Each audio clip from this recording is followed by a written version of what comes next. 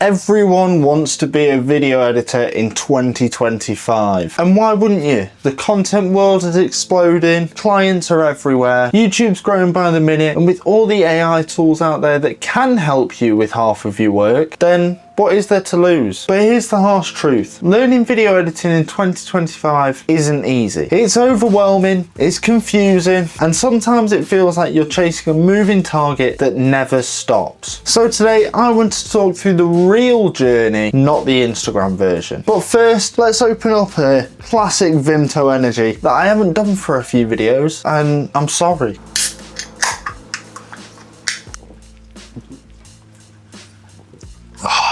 Much needed. But the truth is, this career will test you more than any others. Unless you're a sniper in the army, then potentially that might test you a little bit more. You've probably heard this advice from plenty of people, me included. Just start editing. And yeah, it's true, you can't really learn without doing. But what nobody tells you when you first start is it's not going to look good. And you are going to hate the first 20 to 100 edits you do. And now 100 might seem a lot, but when you're doing reels and doing other content like that, it can be a lot that it takes time. And what you will do is you will compare your work to big creators. And sometimes you'll think, why doesn't my stuff look like that? Now, I've been there. Now, my first freelance edit, it probably took me a day to cut together about a 2-minute video. That's including stuff like color grading, creating a selects timeline, going through the video, picking music, everything to go into that video. And now that might seem like a lot, but to me, by the time I'd got to that point, it wasn't. But we've all heard the classic line, can you make it pop more? And really, nobody knows what that means, but you have to. Learning isn't just about the tools you're using, it's about the taste the client wants, the taste that you like. And that can take time. When I started making property videos, when I worked at a company last year, I don't know if I'm allowed to talk about them. It took me a little bit to adjust because I wasn't used to working directly with clients to make their videos perfect for them. But once you got a sort of science to it and you knew exactly what that client wanted, it was easy to make. It didn't take me that long. I think at most you were spending about 3 hours on an edit. That's including getting the music, any assets that they use, and all sorts of stuff like that. And now 3 hours seems quite little, but I was so used to doing it by this time last year that it wasn't really that big of a chore. But really the harsh truth is most people quit before their taste catches up to their skill.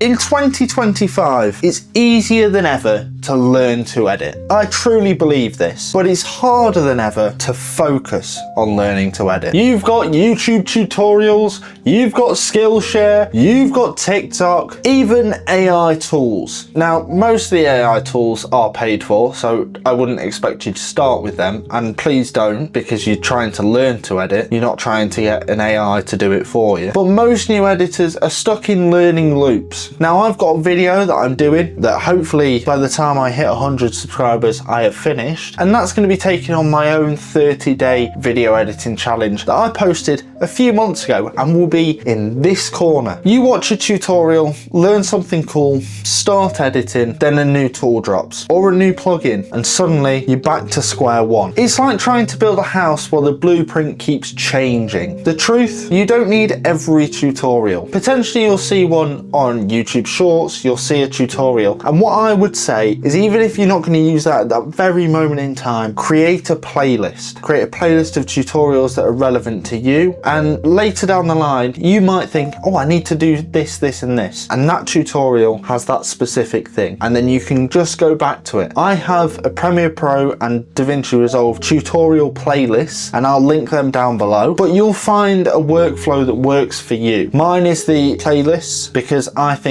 they're good references to have. Even if you're looking at it on Instagram Reels, save it, keep it in a collection, I think they're called on Instagram, and just go from there. But what I would say is pick one software. Now, I will always recommend DaVinci Resolve, but if you want to go Premiere Pro, there's nothing stopping you. I started on Premiere Pro and switched March of last year to DaVinci Resolve, and I'll be honest, I won't look back. But stick to that software for at least a year. Now, some people will say just for 6 months. months, but I would say for a year, because after a year, you'll have the basics of editing down as well. Just don't switch every week. Don't chase any tools. Don't go straight to Motion Array and go, right, I'm going to download these presets, because you need to learn how to actually put everything together first before downloading presets for an edit. Master the fundamentals. I keep banging on about fundamentals in videos, but storytelling, pacing, sound design and color, they're the holy grails of video editing, because really clients don't care what editing software you're using, what AI tools you're using. They just care if it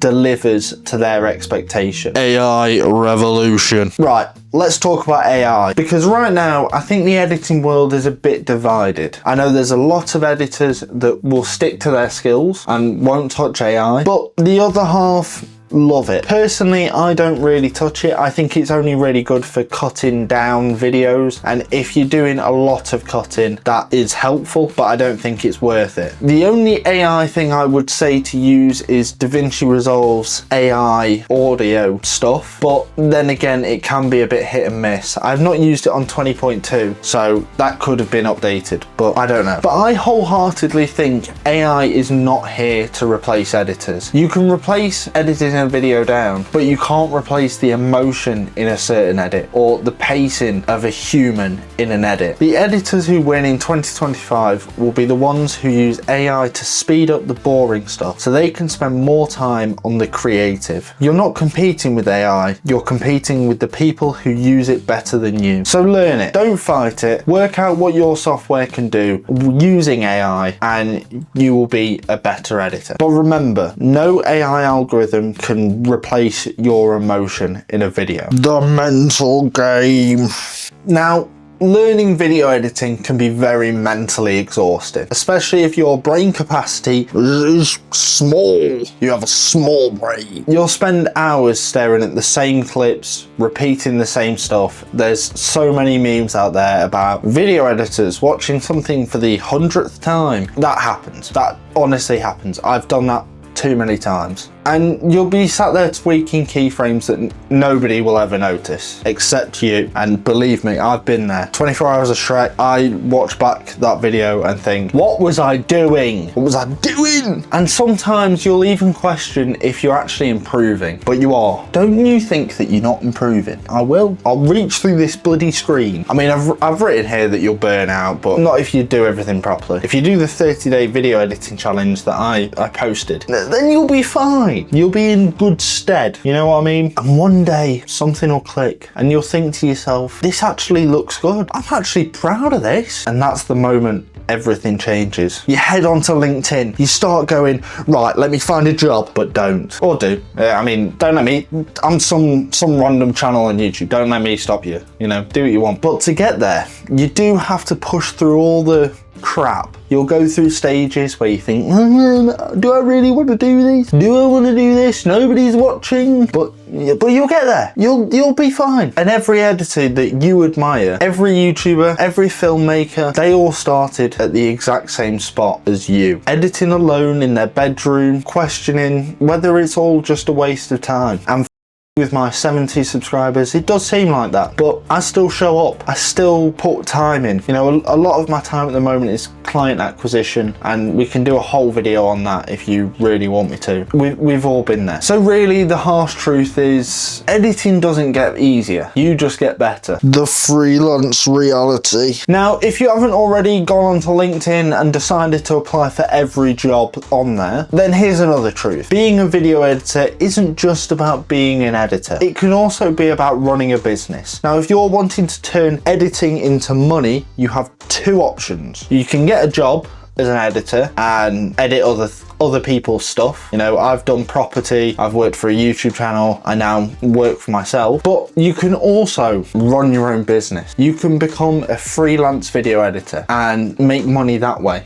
I personally have gone into my own production company because I like to film and edit, and I do both. really, but it all depends on what you want to be doing. You'll deal with clients, contracts, invoices, creative feedback, revisions, and believe me, a lot of revisions. And you'll realize quickly no one teaches you that. But once you have a system in place, once you learn to say no to certain projects that aren't your thing, set boundaries, maybe like the number of revisions, and charge what you think you are worth, it changes everything. You stop being just a video editor and you become an entrepreneur. I don't know if I said that right. And that's why people start trusting you. That's where the real opportunities come from. So, like I say, if you're learning video editing in 2025, keep going, keep strong. And if you have any edits that you would like me to review and that you're starting out, you've been an editor for 10 years, I don't know, you just want something to be seen by my eyes and critiqued, there's a Google Forms link down below and I want you to fill that out and I want you to let me know about an edit that you want me to watch. But like I say, you don't need the perfect gear, you don't need to be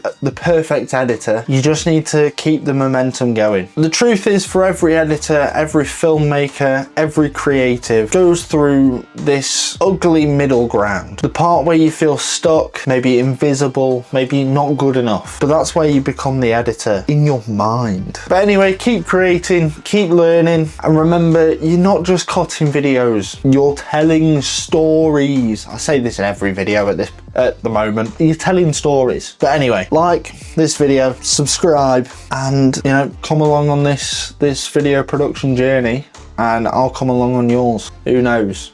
We could be working together in like a year's time. I don't know. You tell me. And I'll see you next week. Goodbye.